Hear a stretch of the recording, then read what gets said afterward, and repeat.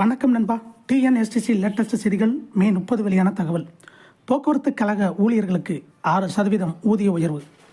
அதிமுக 30 தொழிற்சங்கங்கள் வெளிநடப்பு. அரசு பஸ் ஊழியர் ஊதிய உயர்வுக்கான ஒப்பந்தம் நேற்று கையெழுத்தானது. 6% உயர்வு என்பதால் குறைந்தபட்சம் 1420 ரூபாய் முதல் 6460 ரூபாய் வரை ஊழியர் சம்பளம் உயரும். இதற்கு எதிர்ப்பு தெரிவித்து அதிமுக உள்பட 30 தொழிற்சங்கங்கள் வெளிநடப்பு செய்தன.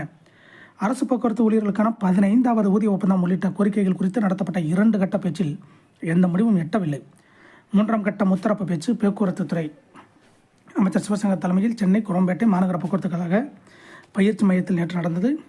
போக்குவரத்து துறை செயலர் பனீந்திரா ரெட்டி, அரசு போக்குவரத்து கழகங்களின் நிர்வாக இயக்குநர்கள் பிரபுசங்கர், இளங்கோவன், பொன்முடி மற்றும் தோமுசா, சிஐடியு, அண்ணா தொழிற்சங்கம், ஏஐடியூசி, ஐஎன்டியூசி உள்ளிட்ட 86 தொழிற்சங்க நிர்வாகிகள் கலந்து கொண்டனர்.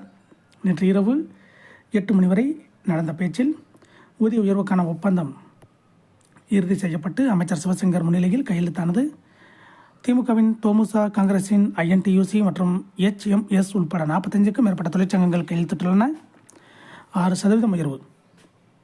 இந்த புதிய ஒப்பந்தத்தின்படி அரசு பஸ் ஓட்டுநர், நடத்துனர், தொழில்நுட்ப பிரிவு அலுவலர்கள், அலுவலக பணியாளர்கள் என 1,09,000 பேருக்கு அடிப்படை சம்பளத்தில் 6% ஊதிய உயர்வு அளிக்கப்பட்டுள்ளது.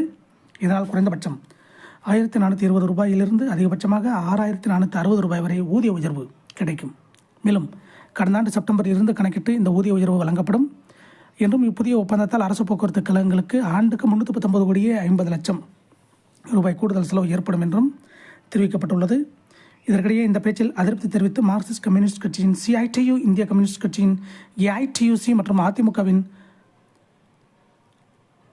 ATOP உள்பட 30க்கும் மேற்பட்ட தொழிற்சங்கங்கள் வெளிநடப்பு செய்தன. இதை போன்ற போக்குவரத்து துறை அப்டேட்டுகளை தெரிந்து கொள்ள நம்ம சேனல் சப்ஸ்கிரைப் பண்ணுங்கள், ஷேர் பண்ணுங்கள், லைக் பண்ணுங்கள். நன்றி, வணக்கம்.